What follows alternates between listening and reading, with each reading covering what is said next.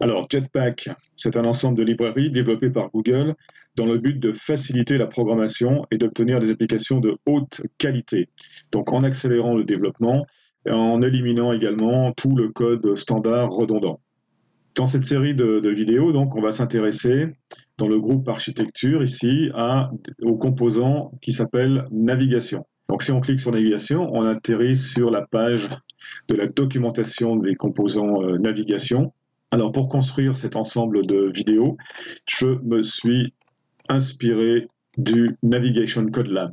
Le Navigation Code Lab, voilà, il est pas mal, mais il a deux inconvénients. Premier inconvénient, c'est qu'il est programmé en Kotlin. Et nous sommes des programmeurs Java. Et donc, ce que j'ai fait, c'est qu'en fait, j'ai traduit le Code Lab de Kotlin vers Java. Deuxième inconvénient, c'est qu'il propose de télécharger un projet pré-programmé. Et ce qu'on doit faire dans le fil du tutoriel, en fait, c'est simplement décommenter des instructions en Kotlin pour faire tourner l'application petit à petit. Et je trouve que cette façon de faire, en fait, rend difficile de prendre contact, de s'approprier en fait les différents composants et de voir à quoi ils servent, de voir comment ils s'engrènent les uns avec les autres. Alors donc dans cette série de vidéos, ce que je vais faire, c'est que je vais créer le projet depuis zéro jusqu'au fonctionnement en mode pas à pas. Alors revenons dans la documentation. Tout en haut, il y a un petit paragraphe important qui spécifie en fait les trois composants principaux que nous allons utiliser. Premier composant, c'est le Navigation Graph. Donc le Navigation Graph, c'est une ressource XML qui va permettre de spécifier les différentes destinations vers lesquelles l'utilisateur va vouloir naviguer et également les chemins qu'il est possible de suivre entre ces différentes destinations.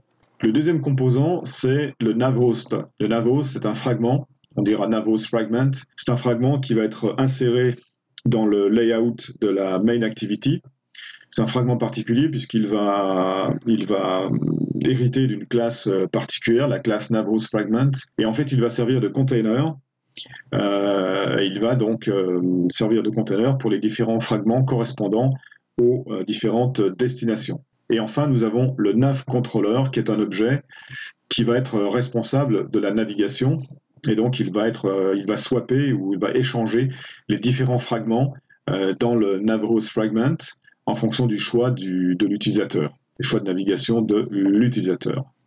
Enfin, dernière chose avant de démarrer, il faudra penser à préparer l'application, notamment dans le fichier Gradle, venir spécifier les deux implémentations de dépendance. Donc il y aura deux dépendances à importer, la Navigation Fragment et la Navigation UI. Il faut remarquer que ces dépendances seront probablement insérées dans Gradle automatiquement dès qu'on va commencer à vouloir utiliser l'une ou l'autre des classes ou des objets de ces deux librairies. Également, en ce qui concerne la version, si on regarde ici dans la page d'accueil de Jetpack, on a ici un tab Android X qui permet d'accéder à cette page Android X Release. Et on a ici un tableau qui donne la Current Stable Release ainsi que la Latest Update. Et si on cherche notre composant navigation, voilà, ici on voit que la dernière release est 2.0.0 du 7 août 2019. Voilà, donc l'application à obtenir, quand on lance l'appli, on tombe sur cet écran qui est le fragment Connect, le Connect Fragment, qui a été désigné comme étant le fragment d'accueil en fait. Et à partir de ce fragment, on peut naviguer vers un autre fragment qui s'appelle Appointment. Alors pourquoi 3 boutons? Parce qu'en fait, il y a 3 façons différentes de naviguer, par destination, par action ou par direction. Par exemple, si je vais vers Appointment par destination en cliquant sur le bouton, voilà, je suis dans le fragment Appointment, et je peux aussi d'ici aller dans le fragment Confirm, par exemple par action. Du fragment Confirm, je reviens vers le fragment Connect, par destination. Ok, comme ça je peux naviguer vers mes différentes destinations, mes différents fragments. La navigation par direction a une particularité, c'est qu'elle rend possible l'envoi vers la destination d'une valeur, d'une ou plusieurs valeurs, ce qu'on appelle un argument. Alors, par exemple, dans cet edit texte ici, si je saisis une certaine valeur, comme par exemple je vais saisir admin, mais disons que c'est un mot de passe, si je vais vers appointment by direction, eh bien mon fragment appointment va être capable de récupérer cette valeur et de l'afficher par exemple dans ce text view. Notez également que les transitions sont animées.